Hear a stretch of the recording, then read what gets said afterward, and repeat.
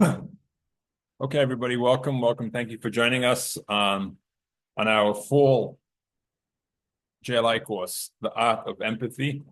And give a shout out to Magnolia Road for sponsoring this course.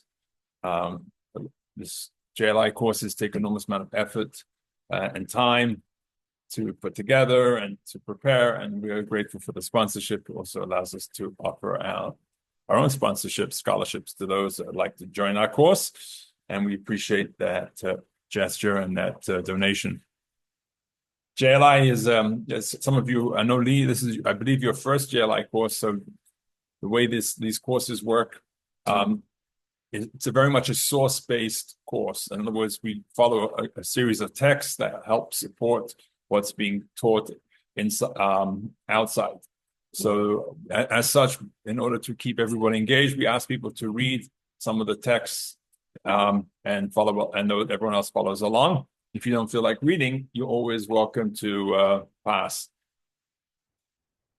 Just very quickly, another housekeeping note, and that is that we do offer this lesson twice on Tuesdays, and that gives you the option of not just joining us either on morning or evening, but also to alternate from a morning class to an evening class as it fits best your schedule.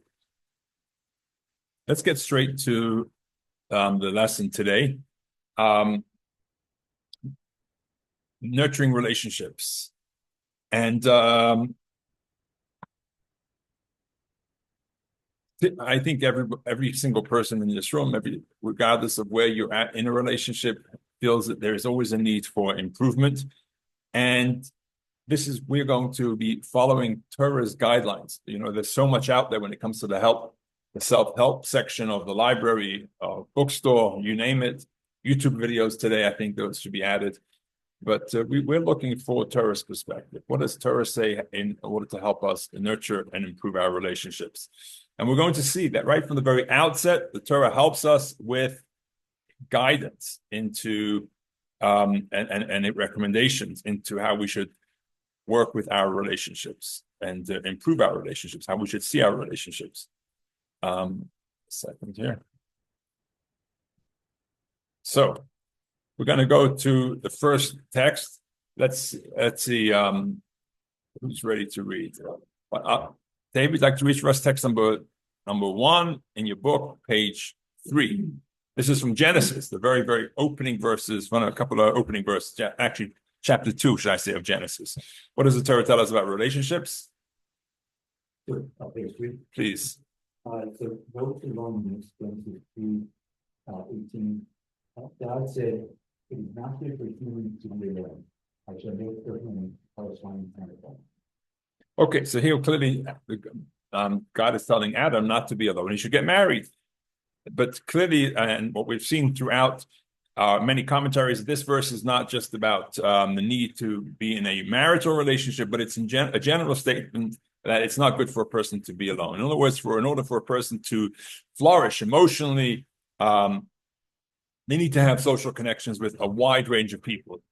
This could be children, this could be siblings, family, and friends. It's not good just to live, far up in the mountains by yourself and, just be online all day. No, you got to have real relationship. That's what this verse is telling us, is giving us that instruction. So we see from the very outset, the Torah is encouraging us to have strong relationships.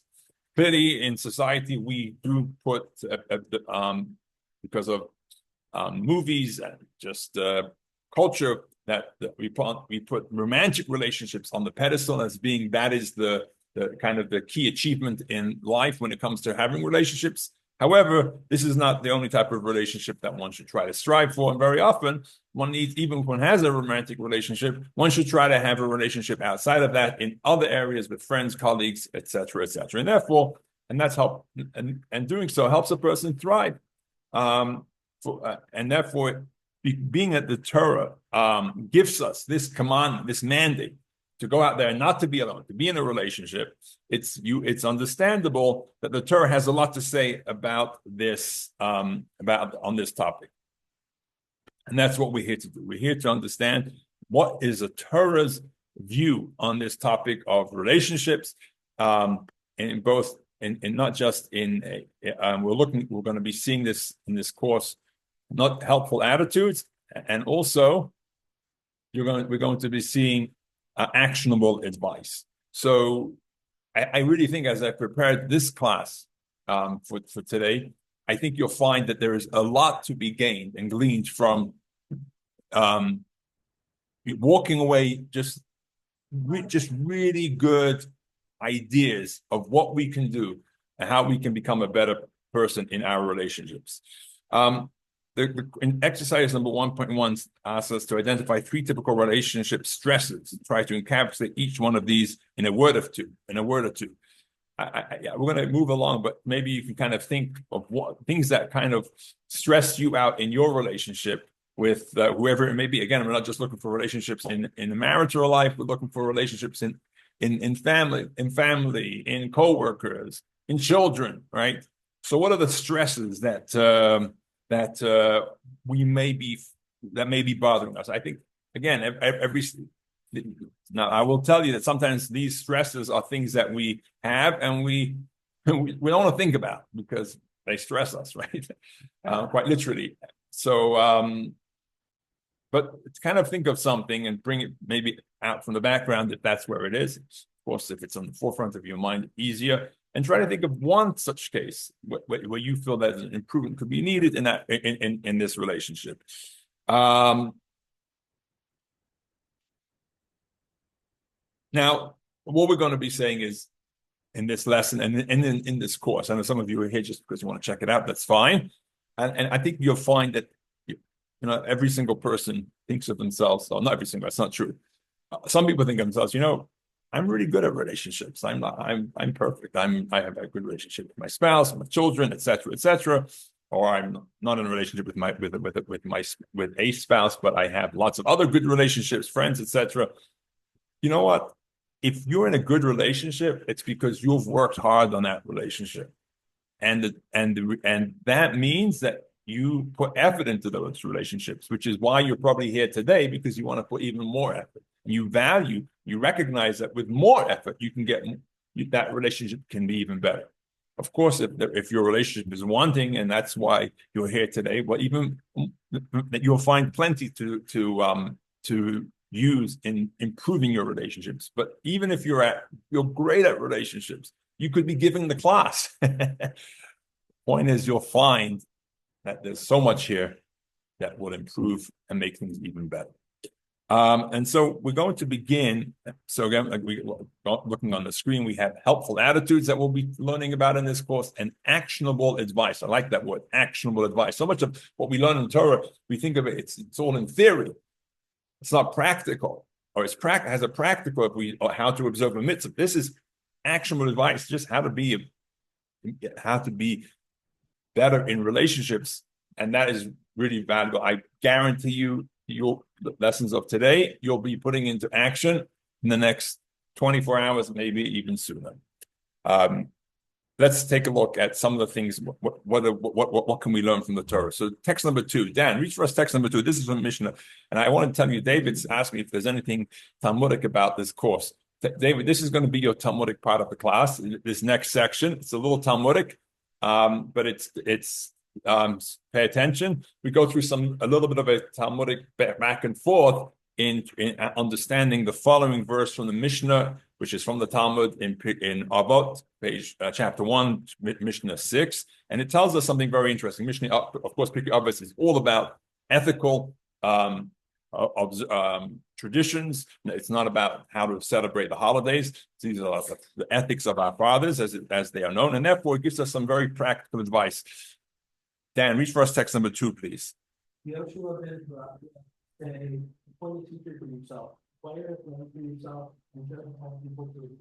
Okay, this is a really powerful teaching for many reasons, but there are 3 instructions here. We're going to take the middle one, which is acquire a friend for yourself. Now, very often, I think people think of relationships as something that happens to them, right? If they're lucky, they will have a relationship. But what the Mishnah is telling us is, no, we can actually make it happen. We are the ones who have the tools to go out there and acquire a friend, which means it takes effort on our part. But when we do, we can actually achieve that relationship. But it must take effort. It's nothing that's going to happen on its own. And this is something, and we expand on this idea that really in all areas of relationships, friends, colleagues, whatever the relationship is, a friend is one such type of relationship that one must acquire, put effort into. But really, we can expand this to all types of relationships that require us to acquire. In other words, if we want to have a relationship with our children, it's because we have to acquire that relationship. We have to earn it. We have to pay for it, so to speak, with love and time and energy, etc. And that's with any type of relationship. Unfortunately, a lot of people feel that no, relationships are going to happen. I'll join a club and I'll get into a relationship. Well, not if you stand on the side and just, be on your phone all day. You got to go to a club and participate in a meaningful way, and then you'll have the friends, the benefits of that, of joining a club. And that's what we're saying over here, that this is these are things, relationships are something that we can actually put investment into, and when we do, we'll actually benefit and see the rewards. And when we see the rewards of the investment that we have put into in acquiring in our relationships, then the next step is, oh wow, now I can put even more effort, now I need more rewards, and so on and so forth. And so in the figure 1.1 in your book on page number 6, this is from Nancy E. Newell, and she goes through these 3 steps. First is the belief in understanding that actually I need to put effort into my relationship. I actually can do it. It's something you have to believe it to first make that investment. Success depends on efforts, and that leads us to when you have that belief. The next step is action, which is investment of time and energy, and then the outcome is more connection. And of course, when one has more connection, one will probably repeat those steps of putting more action, more investment of time, like anything else, to see that and to reap more success. So that's why this text that we just read is very important, because it tells us about our need to put effort into our relationships. Of course, typically when we think about Torah and relationships, we often think about the primary relationship that Torah puts value into, which is the first text, which was Adam being told to find a wife. And Torah has a lot to say about that relationship. It also has a lot to say about relationships, as with examples it's given between father and the parents and children. However, we will not be discussing those relationships today, and we won't be discussing the source of those relationships in this course. Rather, we're going to be talking about relationships, between adult to adult relationships, not necessarily spousal relationships, children relationships. Of course, these are all things that can be exercised within the relationship of a spouse and children, etc. But that will not be the focus. We will be focusing on just strictly relationships between 2 adults, without stating what that relationship is about. And when we talk about relationship outside of family, outside of husband and wife, outside of children and parents, we see that there are actually 4 types of relationships that Judith Snow calls. Which of course the first one is probably a spousal relationship, but this will be helpful for us to take a look at these 4 types of relationships. This is in figure 1.2 in your book. It's also going to be on the screen. It's circles of support. And this is interesting to understand, because she places all these 4 circles within the parameter of relationships. The first one is intimacy. Okay, the people you know well. Again, this doesn't have to be necessarily a spouse. People you know well and spend much time with, interacting with, often at home. You trust these people with the most personal parts of your life. You can't imagine your life without them. Typically, it's a spouse, but not necessarily. That's a first. That's intimacy. Then you have friendship, which is these people you are so close to, but not intimately. You share with them dreams, good news, and troubles. Then you have the next one, which is participation. These people are you interact with frequently at work, religious services, neighborhood groups or clubs. And finally, you have the circle of exchange, the people paid to be in your life, doctor, therapist, and hairdresser. And so these are all all four circles benefit from what we talk about in this lesson. And so when we talk about, like today's lesson is about empathy, right, which is such a powerful character trait to try to improve, because it's one that we are continuously having to deal with, whether it's children's friends, colleagues, parents telling us these issues that they're dealing with. As we'll talk much more about that. What we want to try to do is take a look at this circle of support and say, okay, who within this circle of support can I be more empathetic with?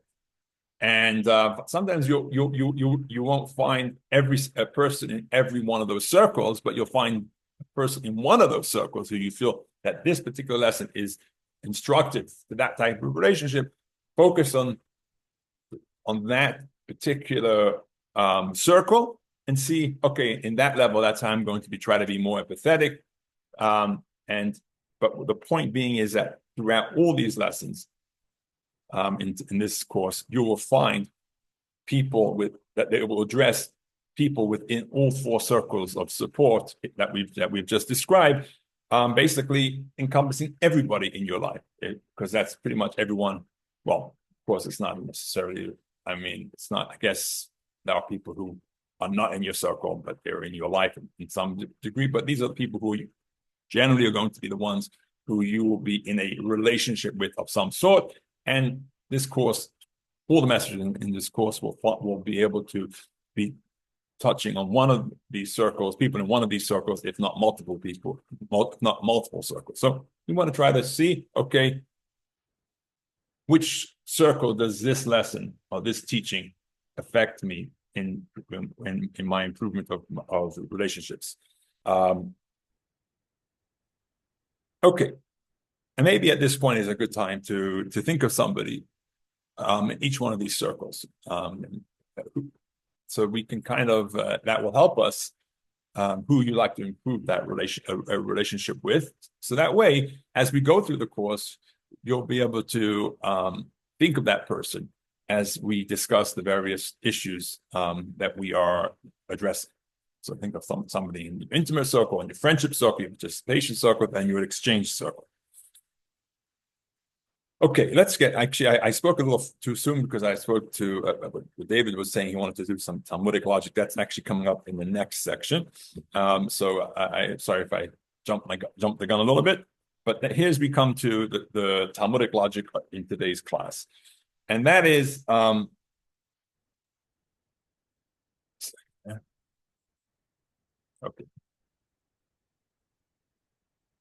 And that is the golden rule. Everyone knows the golden rule, right?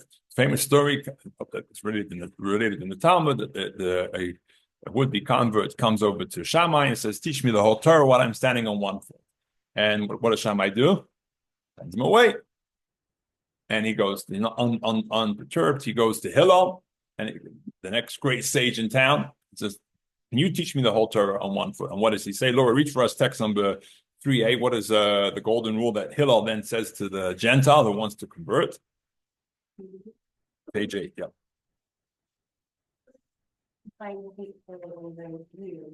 Do not do to yourself.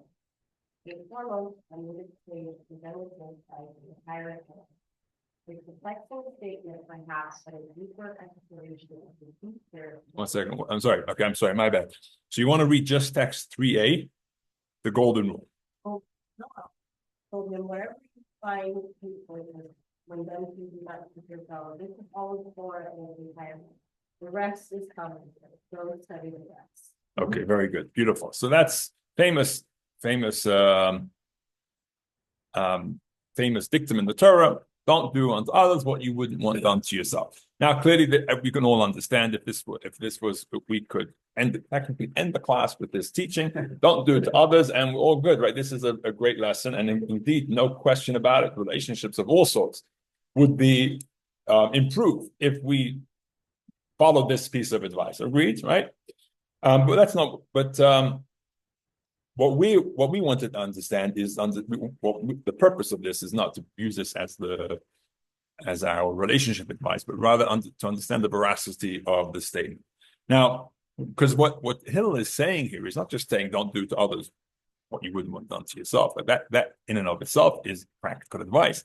But he says that is that encapsulates. Look on the board.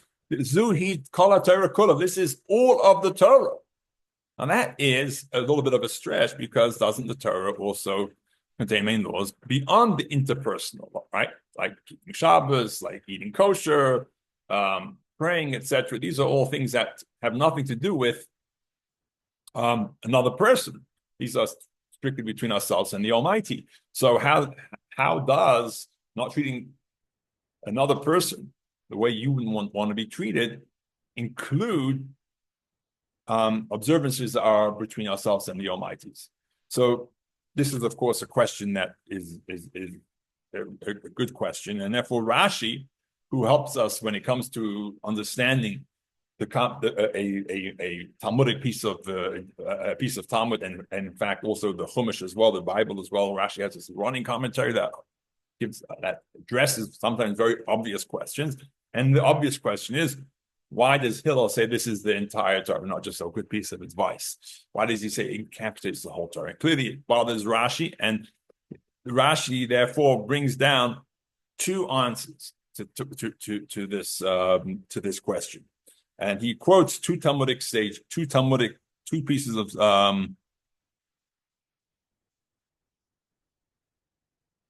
he gives two answers to this question. Let's take a look at the 3b, and Lee, you're going to be reading for us in just a moment. First, we're going to go to Lee here in the classroom, and Lee, you're going to get the next text to read.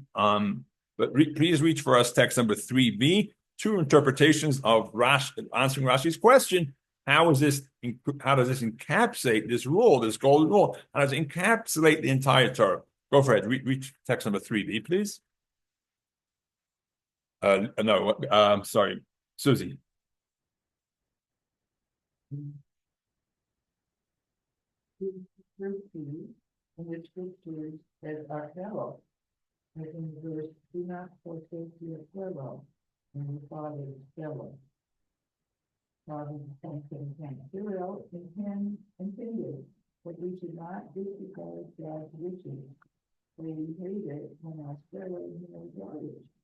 Okay, pause that for a second and come back to the next one. So that first answer that Rashi gives is, he quotes a word from Ecclesiastes, and he says, Proverbs, he says, which indicates that when we talk about fellow, we're talking about God.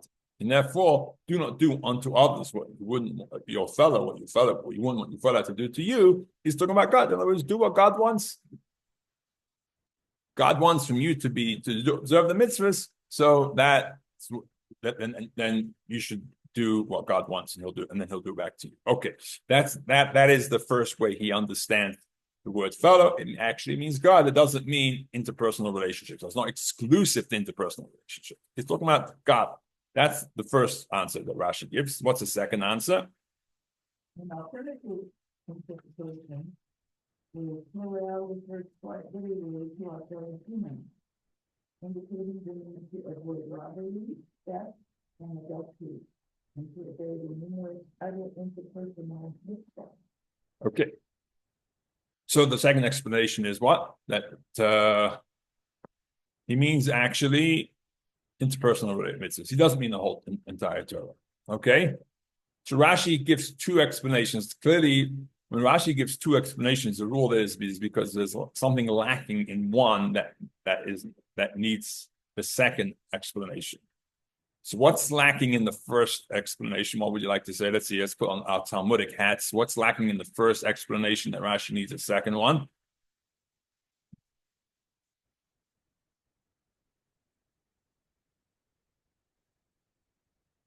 Right, exactly. Why didn't, if Hillel wanted to say that don't do unto God what you wouldn't want done to yourself, and it was God, you want God to follow your wishes, you follow God's wishes, then what should have Hillel said? He should have used the word God. Why use the word fellow? So that's Rashi's a little uncomfortable with that answer. So he gets a second answer. And he says, no, really, Hillel didn't mean God. He meant people. And therefore, when he talks about the entire Torah, he doesn't mean the whole Torah. He means just interpersonal relationships. However, interpersonal mitzvahs. In other words, mitzvahs that not to steal, not to hate, not to speak gossip, etc. These are mitzvahs in the Torah, but they're only interpersonal ones. The ones that are between you and God, that Hillel doesn't have in mind. What's the problem with that explanation that Rashi gives as a second one and not the first one? And why does he even? What's wrong with that? What's lacking in that? Quite simply, Hillel does say Kol Torah Kula, the entire Torah, which would include mitzvahs between ourselves and God. And therefore, because each one is lacking in something, he gives both. But in reality, the verse is a little perplexing. It doesn't really help us. It's not accurate, because unless you stretch it a little, either by saying fellow means God, or you mean that the entire Torah doesn't really mean the entire Torah, only means interpersonal relationships. So that's your Talmudic piece of Talmud that we have today. The question we're going to go with is there a way for us to satisfactorily explain Hillel's statement that makes sense? In other words, to say, no, when Hillel says don't do unto others, or you wouldn't want to do it to yourself, is the entire Torah, it actually makes sense. We don't have to stretch anything. That's where we're going to leave up. And that's where we brought this into it. We're going to be answering Hillel's question in the next section, which will help us understand how indeed following the entire Torah is indeed an expression of this statement, don't do unto others what you wouldn't want done to yourself. You had a question, Susie? Right. And the second alternative, it's saying that all of these actions are sponsored, involve only humans, and if God is not involved, influencing that, and then humans don't need God for behavior. But in the first answer, God is involved in everything. Right. True. Right. So the first one is about interpersonal relationships that are just between ourselves and that would be the second way we understand it. Interpersonal relationships between ourselves and another person, like not relationships, mitzvahs rather, that are between ourselves and another person, not to steal, not to cheat, not to kill, etc. On our parents. That's the second one. The first one is talking about mitzvahs that are included, that those types of relationships, plus the relationships between ourselves and the Almighty, like observing Shabbos, which have nothing to do with another person. Of course, the second one is an extension of course, when you don't hurt another person and you're doing so because God tells you to do so, I think that's what you might be saying. Of course, you're including God in that too, but ultimately it's a mitzvah that is interpersonal. Okay, let's move to the answer. And for this, we get into the answer, of course, will lay the groundwork, by the way. I should mention this. This is why we're going here for the entire course. And we're going to create a premise that will help us in all messages that come in the following lessons, including today's lesson as well. But this will become the basis of our understanding in the premise for interpersonal relationships. Okay. And for this, we begin a fascinating statement by King Solomon from Ecclesiastes, and we're going to ask Lee if you can unmute yourself, please, and read for us text number 4.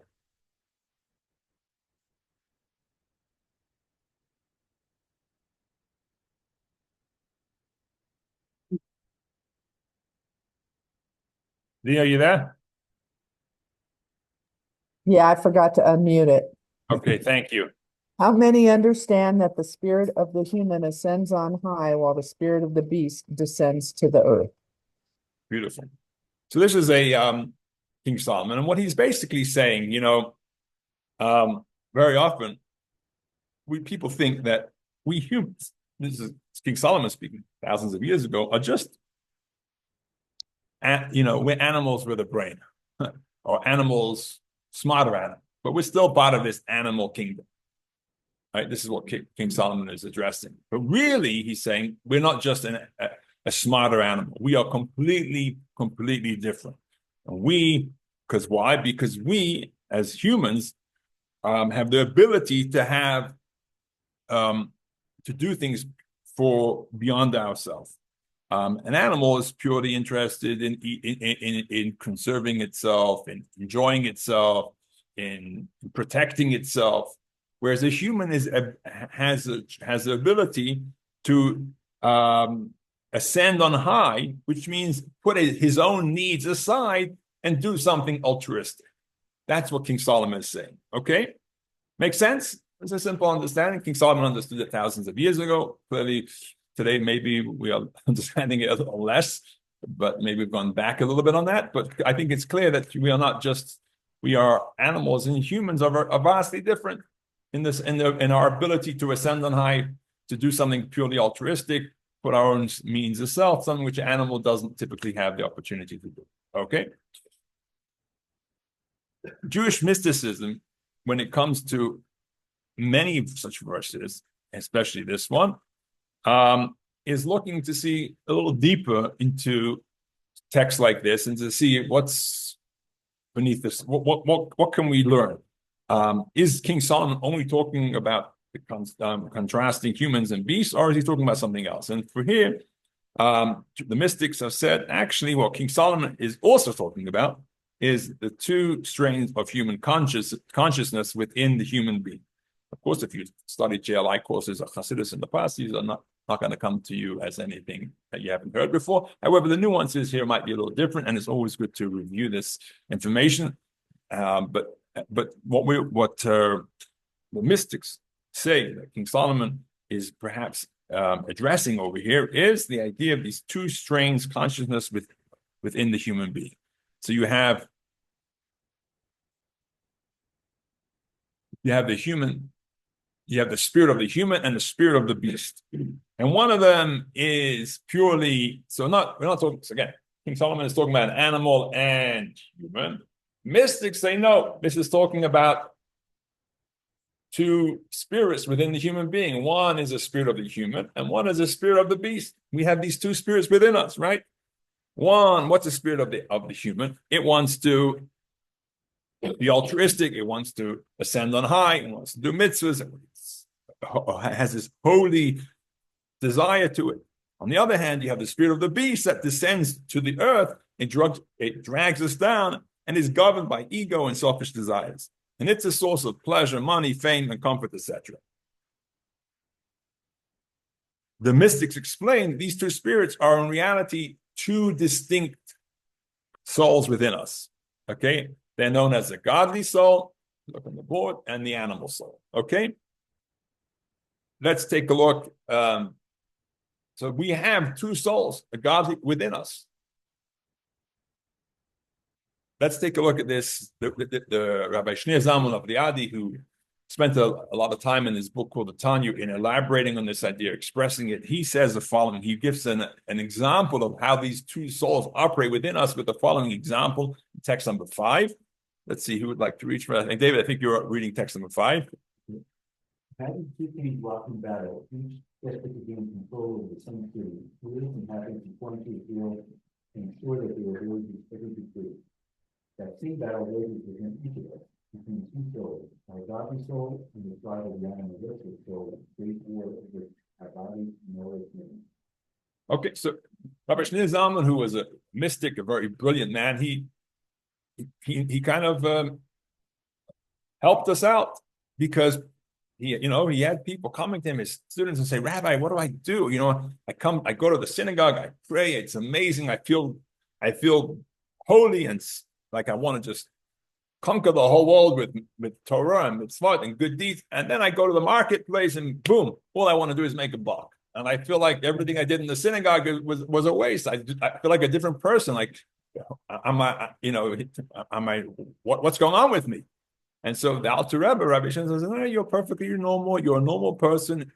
What's going on with you? You have these two souls. You have the godly soul that is fired up when you leave when you're in the synagogue, when you leave the synagogue. And then you have the animal soul that gets fired up when you get to the marketplace. And just all you want to do is make a deal and make more money and other things, other distracting things that are opposing us is the not in tune with your godly soul. And this is what he says is every single one of us deal with on a constant basis. This is why we feel conflicted about things. Should we do this? Should we do that? And we have these two voices inside of us. One is telling us, one's more altruistic, telling us the things that are good for our families, for our community, for God. And one is much more egocentric, that's telling us just to do things that are easier for us. I don't need to do I'd rather not pray today. I'd rather not do it. Call my mom, call that, do that. I just do what I want to do. And that's the animal soul, the spirit of the beast that's within us. Now, which one of these are dominant? Which is our default process? As much as we would like to believe that our godly soul is a default process within us, because after all, God made us, actually, it's not the case. He made us, our default process, our default mode is actually our animal soul, not our godly soul. That is a default mode within us, and as such, we have to be aware of that.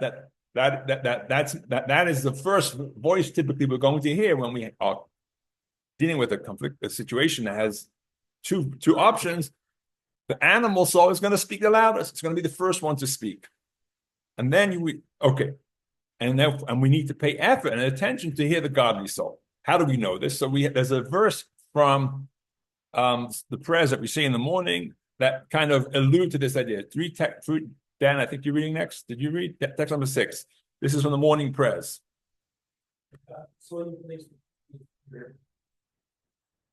Okay, so here we have the idea that the mystics take this word and they take this phrase and they look at it and say, 1 second, my soul, my God, the soul you placed within me. So I was here. I already existed as a person, as a human being. And what did you do, God? You placed within me, the human, the godly soul. So my default is what? Me, the animal soul. And you had to place an extra component called the godly soul. And so as a result of this, our operating system is primarily operated by the animal soul. It doesn't necessarily have the last word in what we do, but it definitely has the first word. Because and just to think about it, just to be very clear, the animal soul is not animal as in bad. It's animal as in it's just looking to survive. It's looking to protect us. It's looking for our own ability to just do what's good for the person. It doesn't have an opportunity to be altruistic and to be spiritual and to be godly. It's just looking to survive. That's the animal soul. And therefore that speaks up the loudest. That's our operating system. That's our default position. Okay, so now that we understand that, how do these souls interact with, and we understand that they're conflicting at times because the default says one thing, but we do have this godly soul that is there within us. It's part of our consciousness. It speaks up when it feels we should do something altruistic, something more meaningful with our life, our days, or within the two, whatever the conflict is. The one that causes us to do that, the option of the more meaningful one, the more valuable one is coming from the godly soul, versus the one that's more instinct and just based on what the person benefits the most out of, comes from the animal soul. Let's see what happens when you have two people getting together and they're doing something of value. How does the mystics understand the relationships going on between these two people? Now, for here we have an interesting text from Rabbi Dovid Lubavitch, and he describes this in kind of a mathematical head scratcher. Let's read this in text number 7. Susie, read for us text number 7, please. Text page 14 in your book. Sure. Yeah. When two people discuss spiritual growth and study Torah together, there are two godly souls in one master. So now let's see if you can figure out what's wrong with this statement. Why is this a mathematical head scratcher? If you look on the board, it might help you out a little bit. So we have 2 divine souls and 2 animal souls. If you add that up, 2 and 2 equals 4. However, how many does the Rabbi Dogber say we have? 3. So we're missing some. We should be, there's 2. Remember, there's 2 people here. They're both studying Torah. And why suddenly there should be, actually, if you combine the amount of souls within those 2 people, you have 2 animal souls and 2 divine souls. Why does what's Rabbi Dogber? He's making a statement. He's trying to make a point. He's saying, no, you have 2 animal souls versus 2 divine souls versus 1 animal soul. What's going on over here? So for this, we need to understand, again, we're going to go over what is the role of each of these 2 souls. So the godly soul, the way it operates, okay, and this is an important distinction from the animal soul, is that it's constantly thinking about another person. Again, it has its divine mission. The way it relates to other people, when it connects, when it's sitting down with another person, it generally, its motive, the way it operates is one out of how can I help this other person? How can I elevate the other person? How's that person doing? How's it feeling? Pretty much like the relationship you would have between a parent and a child, right? Has a concern for the other person. It recognizes that itself, the godly soul, I have a godly mission. That's why God put me within this body. And therefore my counterpart, person I'm sitting next to, also has a godly mission. And therefore, how can I help my partner, who has a godly soul, further our godly mission? That's the way the godly soul operates. You look at the board, you see that's the godly soul, and it's thinking about the people around it. What about the animal soul? How does it think when it's in a room with other people, and it has lots of other people? How does it? What's it thinking? Think of itself. And how can all those people in the room benefit me? Or how can I protect myself from all those people in the room? It's not looking out for the other person. Okay, it's completely apathetic and numb to everybody else around it. It's purely interested in serving itself. And it doesn't care whether the other person is going to study Torah or not. All it cares for is itself.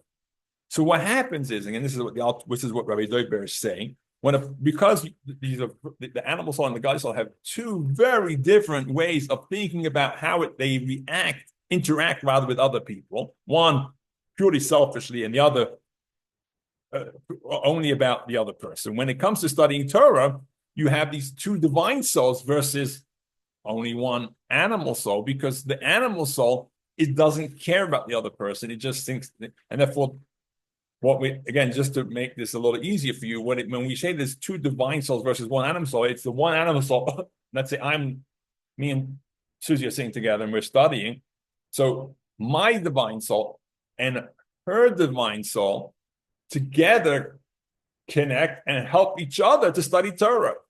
My animal soul doesn't connect or interact with her animal soul. What's it? Because we're just not interacting. We don't care for each other on the animal soul. We only care for each other purely on our divine soul level. And therefore, I have an advantage, so to speak. That's what Rabbi Dogber was saying. When I study Torah and do something good, because I have me and Susie's divine soul pair up and can kind of overcome the animal soul, because we win with numbers. It's just 2 divine souls versus just 1 animal soul, and that's the arithmetic head scratcher here, because it helps.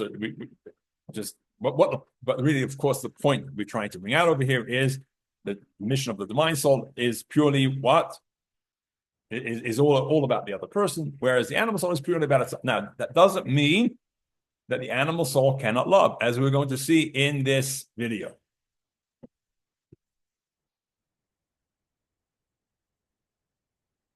How does the animal soul love?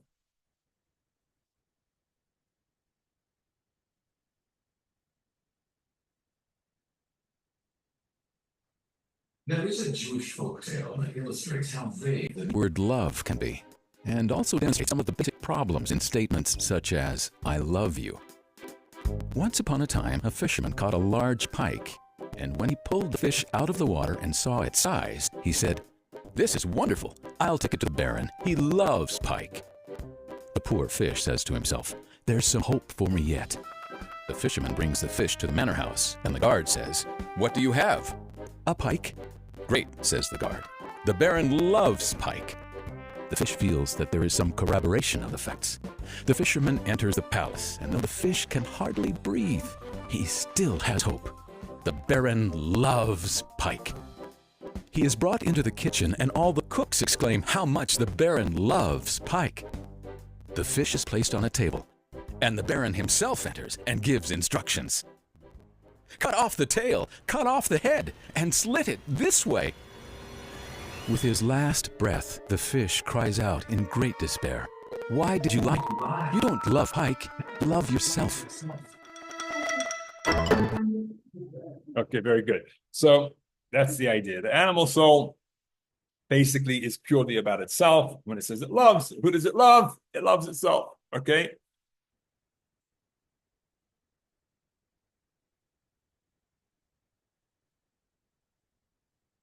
And this is, and I think this is our, unfortunately, this is our default mode. It doesn't mean necessarily that we're going to hurt another person, but oftentimes that is the way we interact with people in our relationships. It's that, what can that person do for me? Like the pike. I love the pike because I love to eat the pike. And we as human beings know we're better than that. We can be, but in order to do so, we have to tap into our godly side. And the problem, of course, is often that when we find ourselves purely in interacting with other people from an animalistic soul, which is purely a selfish mode, it can take us places, by the way. It doesn't mean that we're never going to get into a relationship. We could actually be quite successful in relationships, even because we are expressing love, and we understand that to love us, that we will benefit out of the relationship if we love the other person. So we give that person an enormous amount of love. However, when the issues come up, and it becomes now a question of the love that we receive in return is no longer forthcoming, then very often we put ourselves through all sorts of loopholes. We find all sorts of loopholes to hit Hillel's golden rule: don't do to others what you wouldn't want done to yourself, in order to avoid having to invest further into that relationship. And this brings us to another point, which is very often we say in relationships, be yourself, right? You've heard that yourself. Just be yourself, and everything will be good. Now, it's true; it's important to be yourself in a relationship, to be authentic, etc. But if we take that word quite literally and say be yourself, what we're saying is be your natural self, be yourself that is your animalistic self, that is there only for survival, for protection, for self-interest.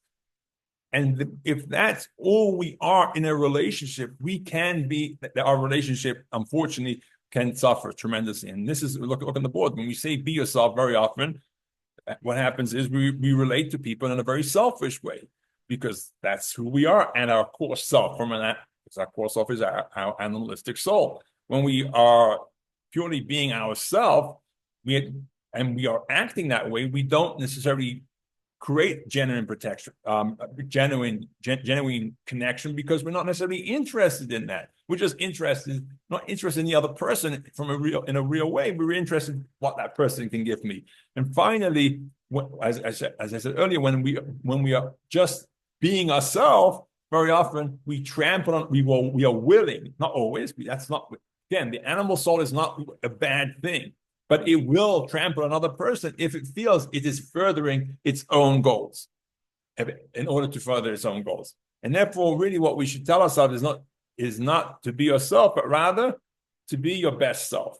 And being our best self means we go past ourself, our animalistic soul, and start perceiving ourselves from our godly soul, and connect with others from our godly soul perspective. And when we do so, others feel more cherished. And when we are able to have a genuine connection, because it's not just about us, it's about the other person. And finally, there are fewer clashes, because we wouldn't do anything to hurt another person when we feel that we're not getting anything out of the relationship, as oftentimes happens. Of course, very often we do begin relationships purely for a personal gain, and that's fine too. That's fine. In fact, if it wasn't for personal gain, people would never get into a relationship. But that shouldn't be the end of the reasons why we're in a relationship. That should be the whole mode, the whole agenda of the relationship. Once we're in that relationship, we can improve it tremendously by being our best self, again, being ourself that is the self that we relate to from our godly soul.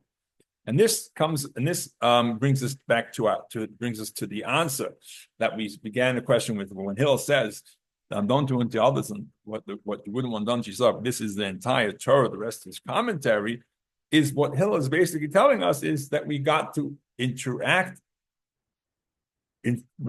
try to act more and more through everything that we do with our godly soul. Now the problem is, our godly soul is great, but we can't just leave our godly soul for when we're doing mitzvahs. Say, okay, when I do a mitzvah, when I eat kosher, when I eat matzah, I'll bring out my godly soul and do it purely for God's reasons. No, that means it's good to do it then too. Don't just come to the Seder because you want to play cards. Come to the Seder because you want to do something godly and spiritual. But you have to kind of nurture your godly soul through the entire day, not just for those spiritual acts between yourself and God. And therefore, what Hillel is telling us, the entire Torah is about not doing unto others what you wouldn't want done to yourself. What Hillel is basically saying is nurture those relationships with your godly soul, and then you'll elevate everything in your life, including the mitzvahs that you're doing between yourself and God. And that's why Hillel is telling us, and that's why relationships become that vehicle, because they are the ones that give us the greatest opportunity to relate to people and kind of activate our godly soul. Because our default is, of course, our natural soul, our animalistic soul, which is all about ourselves. Hillel says, no, activate that godly soul. And when you activate your godly soul in nurturing relationships, you'll have it be at the ready to use it also in the relationships between yourself and God. This is what Rabbi Shneur Zalman says in text number 9. Let's see. I think that's good. I'll read this. This is what Hillel the elder meant when he stated regarding the mitzvah to love your fellow. This is the entire Torah. The rest is commentary. For the foundation and root of the entire Torah is to prioritize and raise the divine soul over the body. Very powerful words here. And therefore, every single mitzvah that we do during the day, okay, taking it from the other direction, is an opportunity for us to perfect. It works both ways. When we, so I'll say it this way. When we do a mitzvah and we do so activating our godly soul, because we're doing it for God and we're not doing it for ourselves, right? We're putting on the foot in the morning, we're praying, etc. Then our godly soul is activated. So when it comes to a relationship, it's ready to interact with the other person through the godly lens of the godly soul, which is for the benefit of the other person. How I can help the other person out. How I can be more concerned about the other person. And that's why Hillel used this idiom of don't do unto others what you wouldn't want unto yourself as being the basis of the entire Torah, because when we think of ourselves in terms of how we can help, how we can more conscious of the other person, it benefits it means activating our godly soul, and that makes our performance of mitzvahs better. And conversely, when we make our mitzvahs better, because we're doing so, activating our godly soul, doing something for God, we are at the same time also interacting. Our default process will be, when it comes to interacting with another person, to help another person from our godly soul, because we're ready to be activated, because we davened in the morning, we prayed in the morning, we gave tzedakah, we gave charity, etc. We did a mitzvah. Okay? All right. So that brings us, this becomes this is why a good relationship advice is to engage in mitzvahs, because mitzvahs help us engage our godly soul, which becomes the vehicle to how we should interact and nurture our relationships with other people. Okay, my friends, this concludes the first part of the class, but this is really not the first part of the class. It's really an introduction to the course for the next 6 weeks. We will be recognizing that it's important for us to engage our godly soul in all of our relationships, in all aspects of our relationships. And when we do so, that's how we will find that the ideas that we discuss. Today's lesson is about empathy. Next week's is about listening. When we include our godly soul and see it from a godly soul perspective, the lessons that we will be teaching will become more easily and readily put into action, because we will have this tool of our godly soul to interact with, and those interactions, the idea of empathy, for example, will be easier to understand. How I need to be empathetic, because now I'm not thinking just about myself, I'm thinking about the other person, and so on and so forth. Okay, for that, we're going to get into the first, again, each one of the 6 weeks discuss another relationship, issue. The first one is empathy. Let's take a look at empathy.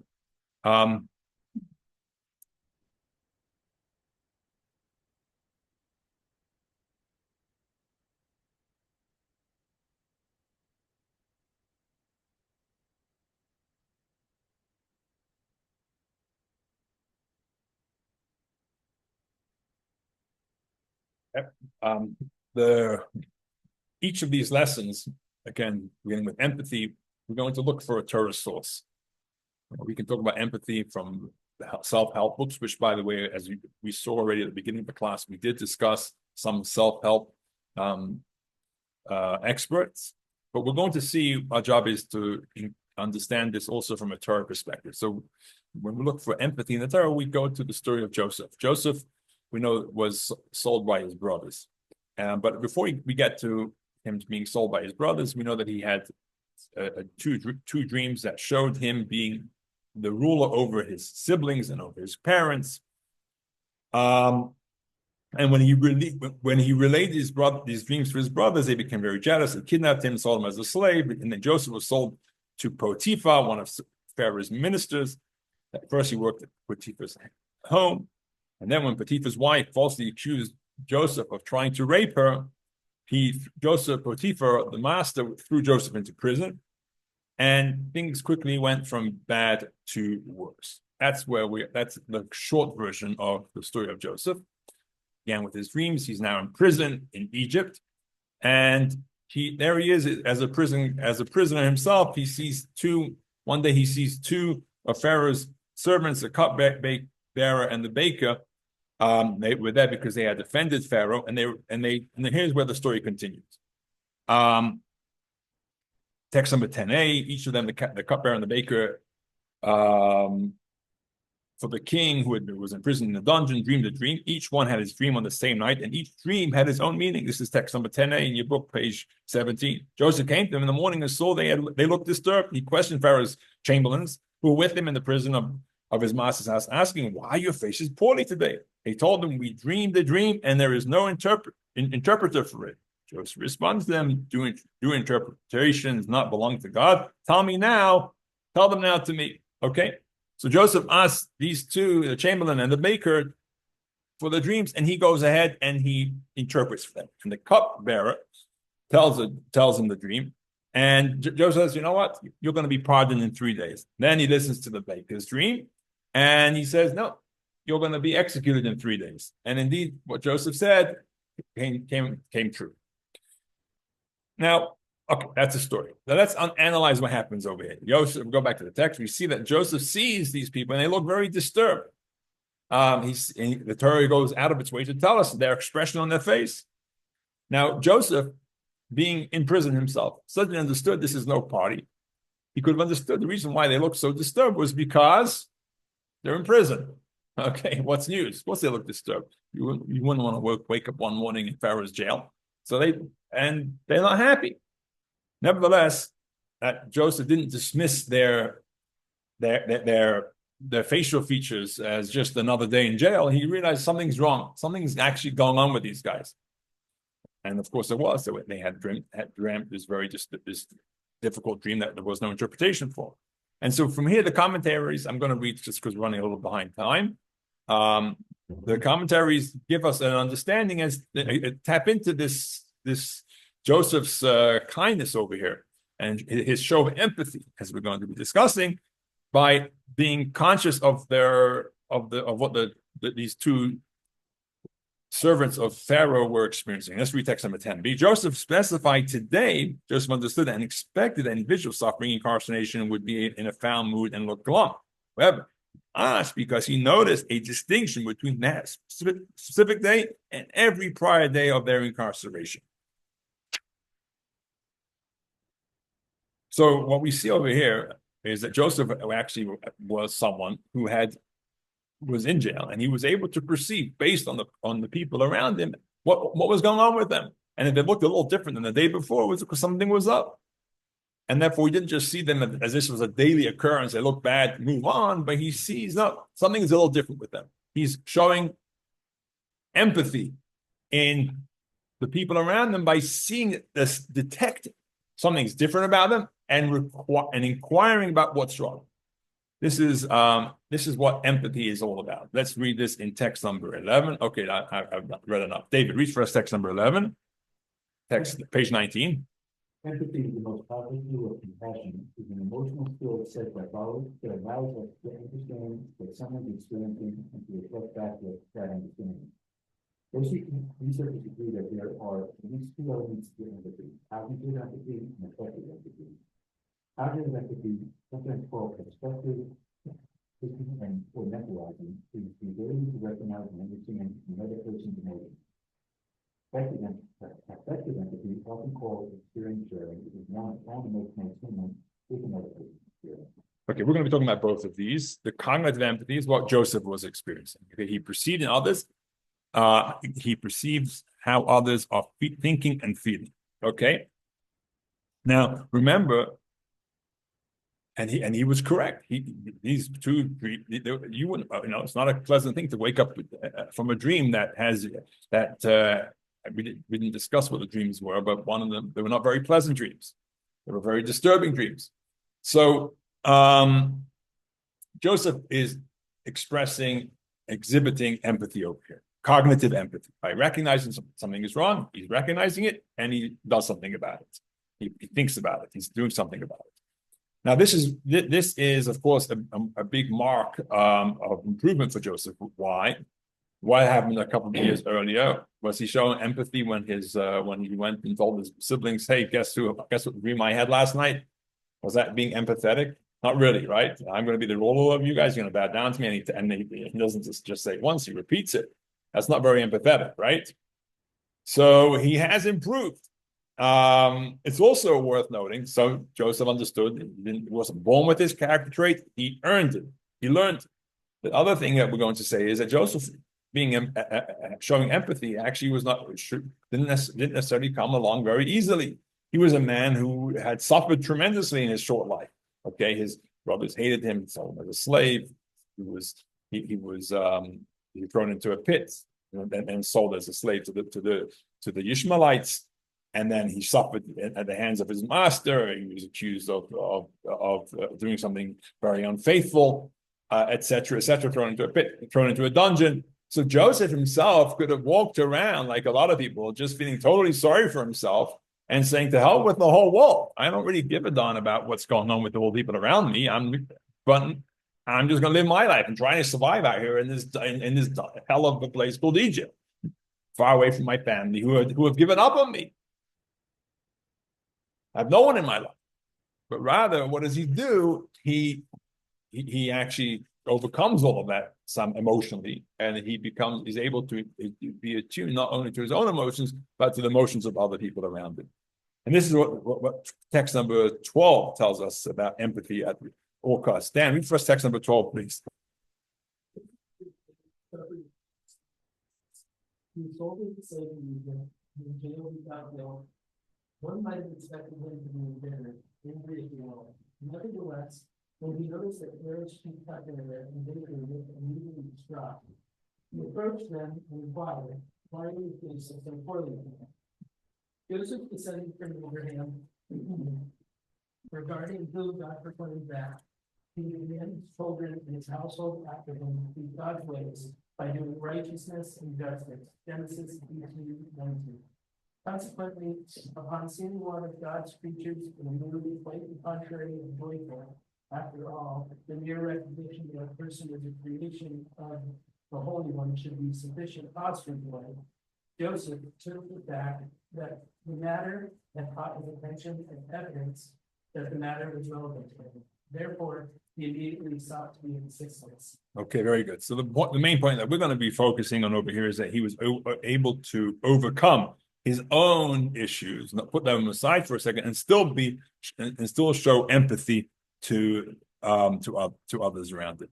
And this is our sages teach us that we should learn from Joseph as being an example of someone with empathy. The Midrash in text number 13 gives us a good example of having what true empathy is. This is actually going into the details, so to speak. Let's read text number 13. Laura, this is, I think, important to note that it's one thing to be empathetic, but sometimes within the empathy, how you respond to the empathy is really important. How you respond in an empathetic way is really important. You can't just, oh, I feel your pain. No, you got to be sometimes a little more discerning in what you say, because how you express it, it could be very valuable. Let's read this in the Midrash Tehillim. The Midrash Tehillim 41 says, text number 13, Laura.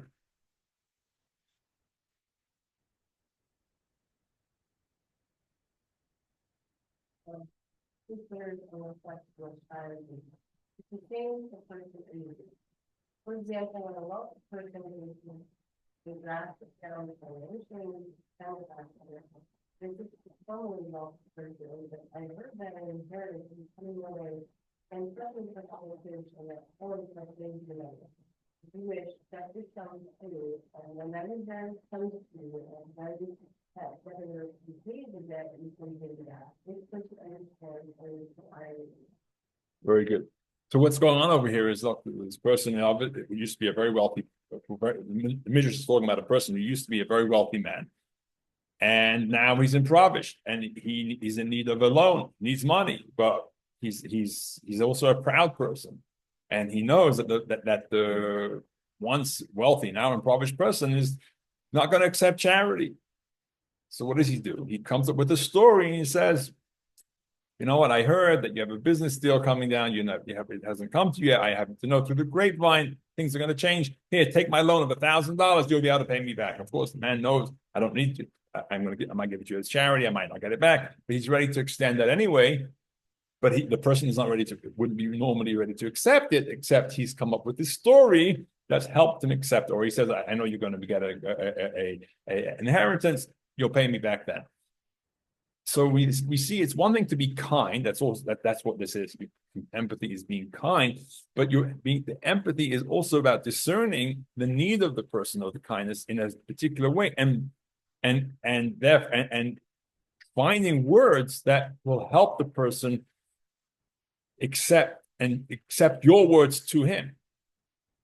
Right? Because now there's their understanding. Oh, I can accept this. I can accept their words of comfort, and I can accept their kindness because it's being done in a discerning way.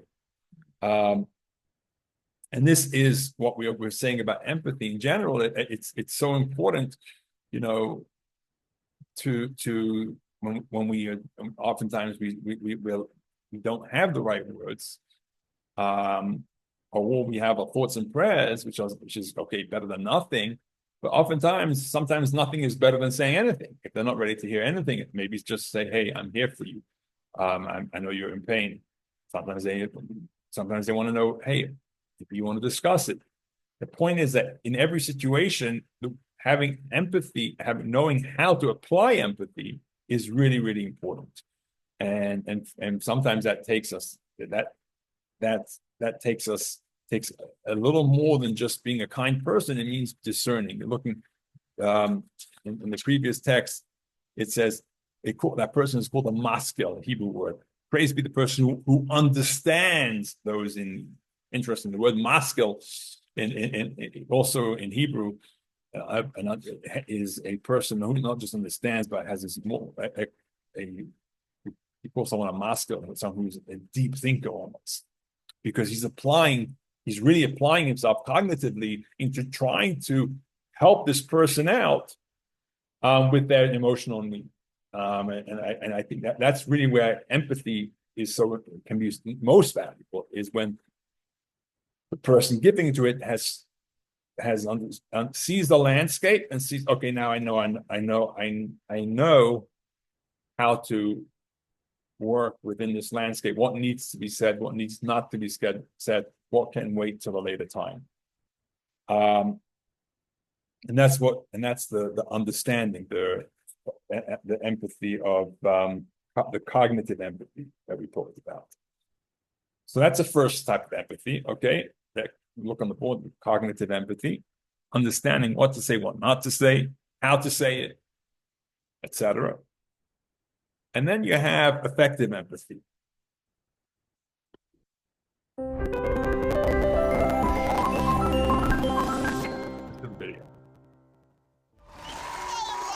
Brun is an American professor and social worker, a best-selling author, and a podcast host. In a relatable and engaging style, she clarifies the distinction between sympathy and empathy and illustrates the idea of an empathetic person putting themselves in the same emotional space as someone who is suffering.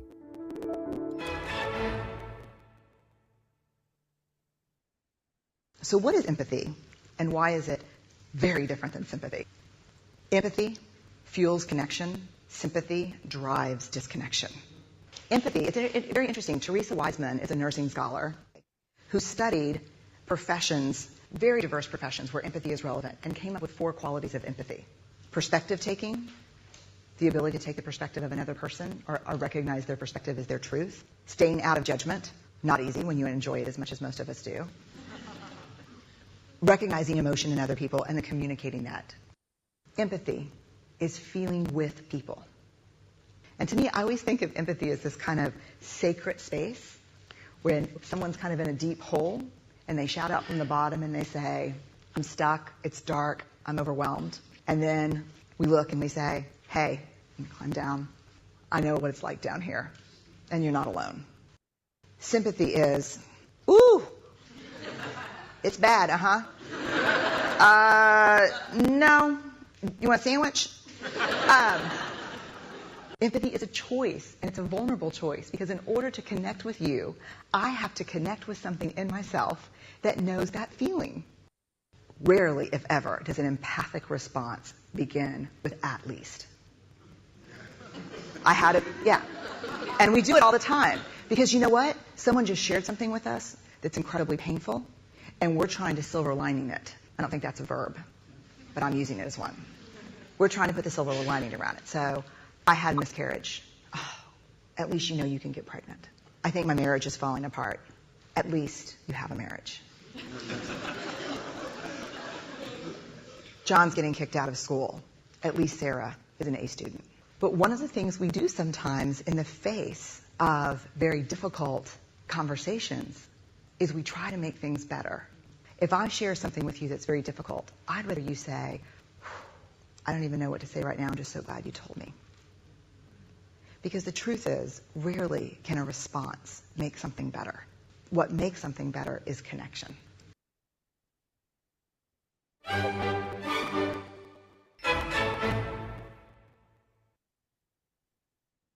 That's what we're going to be talking about in the next part of the class, is effective empathy.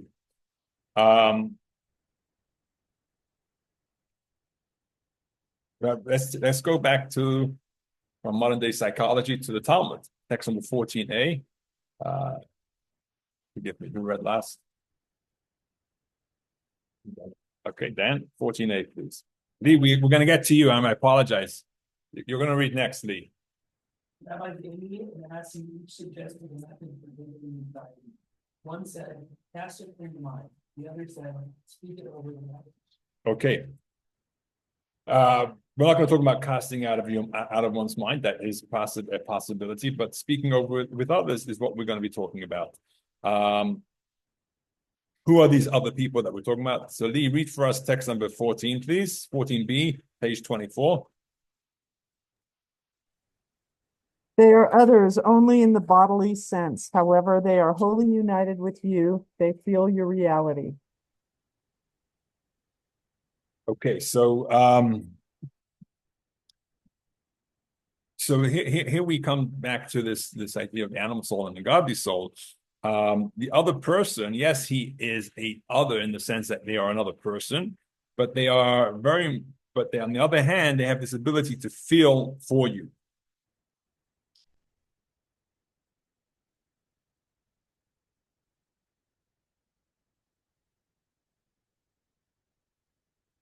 And that's what we spoke about in the video. Actually, the video came up a little earlier than I anticipated, but that's what we talked about, and that's what we talked about in the video, where the person has this ability to reach within themselves and find within themselves that pain that you are suffering, and to try to connect on that level. So it's much more about connection than just a cognitive response. You're now connecting with that person in a very deep way.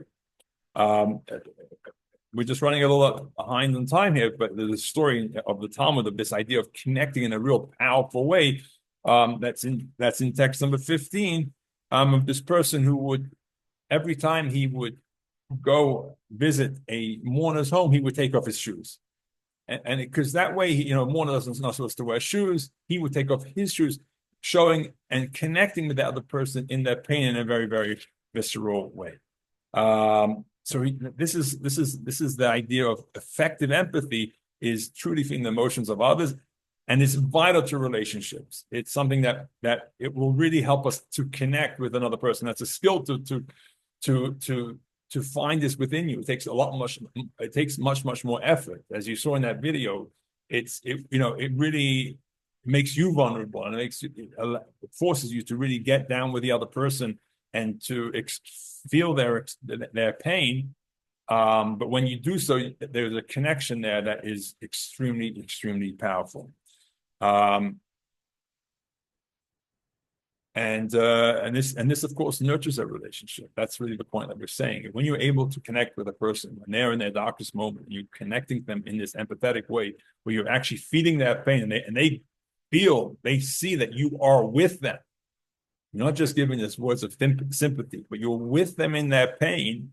Even so, you're not helping them. You're not going to get them out of that pain. That's not your job necessarily. You're not the doctor. You're not the, you can't necessarily improve their situation but what you can do is you can show that you care in a very valuable way, in a way that can make those bonds so much stronger than they were before. And that's what we said earlier. Empathy, I think we said it was the most powerful of all these emotions, because it really has this effective way of improving and solidifying our relationships.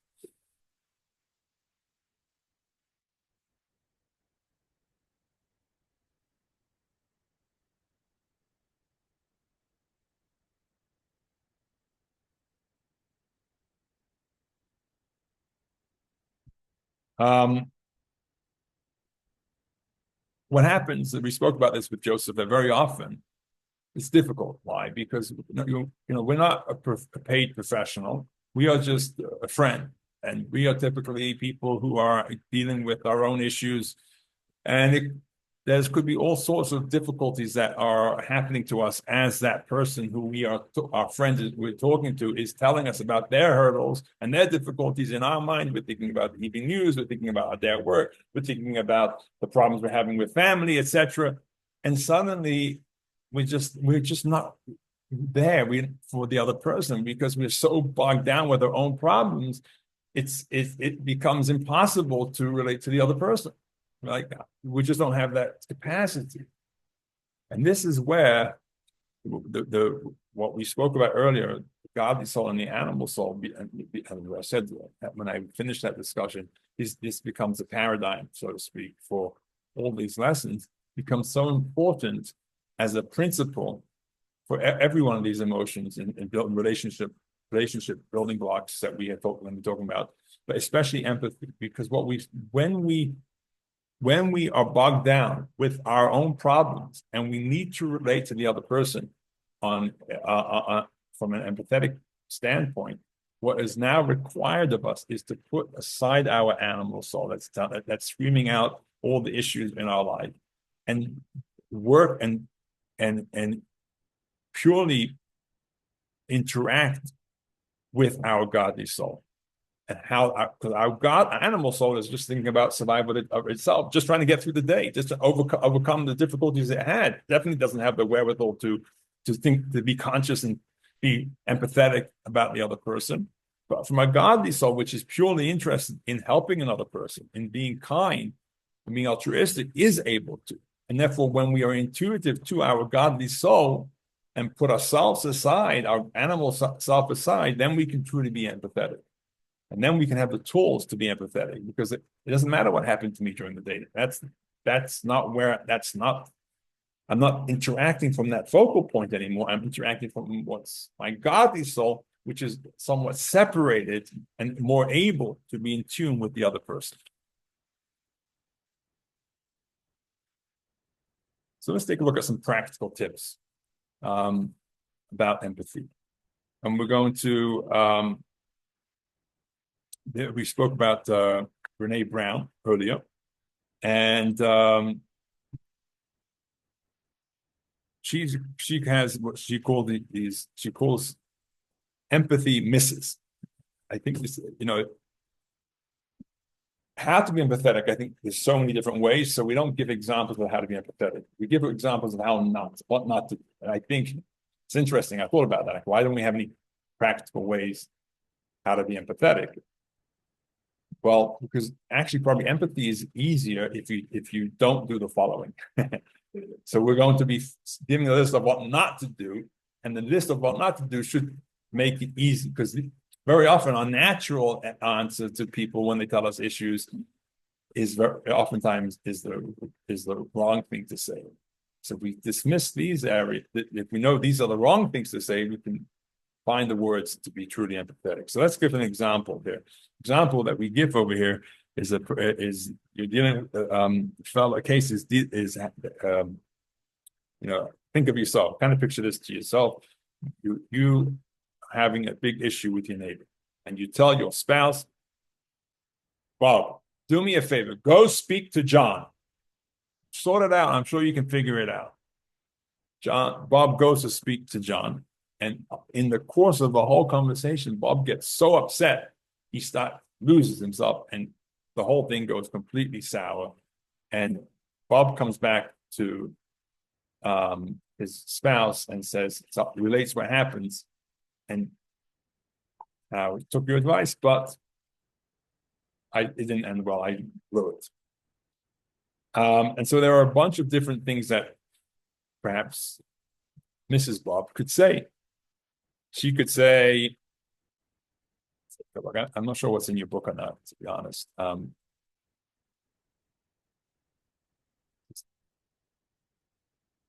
Okay.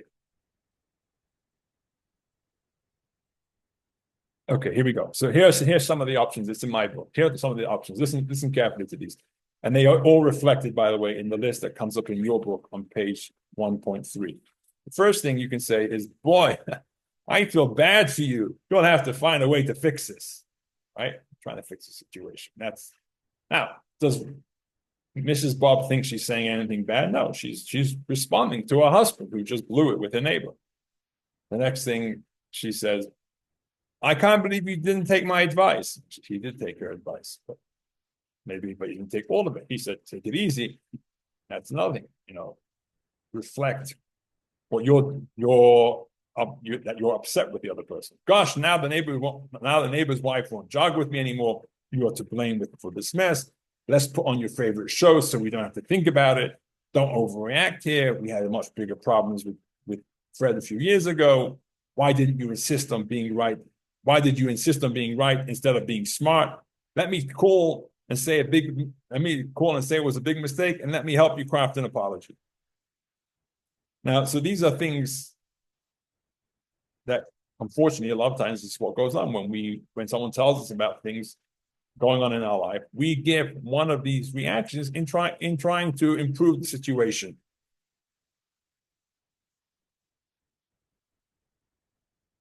But in each one of these phrases, they convey distance and alienation.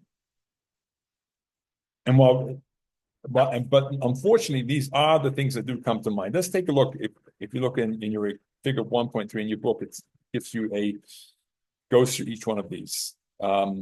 So I guess this is from Brene Brown. So the first one was sympathy versus empathy. I feel sorry for you. The next one is judgment. Next one is disappointment. Discharging discomfort with blame. Minimize, avoid.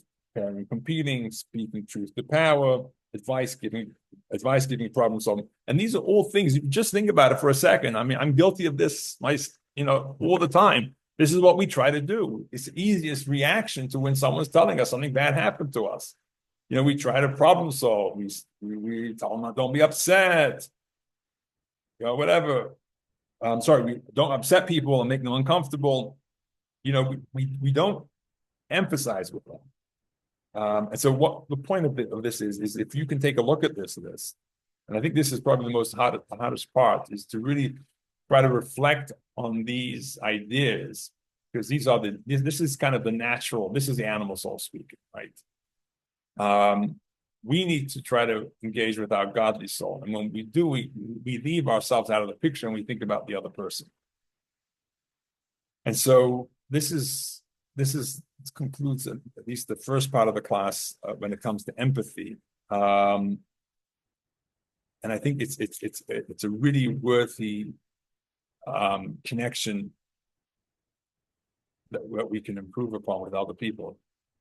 And if we can read this and fine-tune it, immediately, I guarantee you that within the next 24 hours, you will have someone that you can benefit by being more empathetic.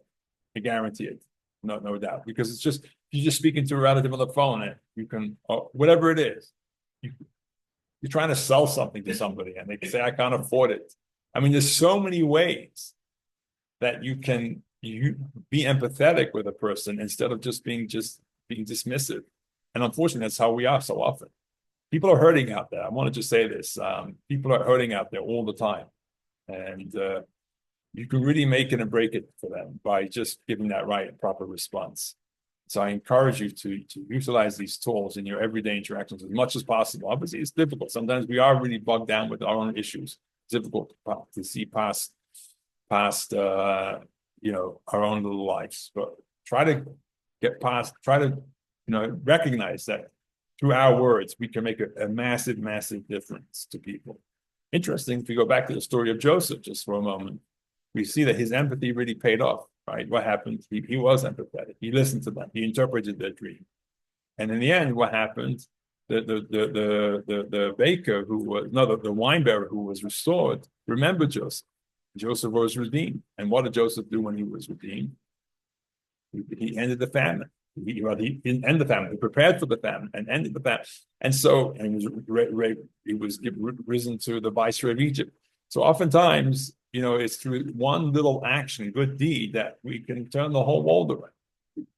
And what the point is now, we may never, release Joseph from jail, so to speak, but we don't know how powerful our words can be.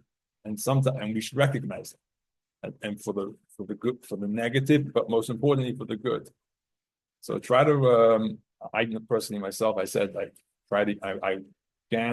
tried to use this at least in the limited time I've had since I started preparing this class. And I encourage you to do the same, and I hope that you will make better relationships as a result. So this concludes our first lesson, the art of empathy. And next week, we continue with the art of listening.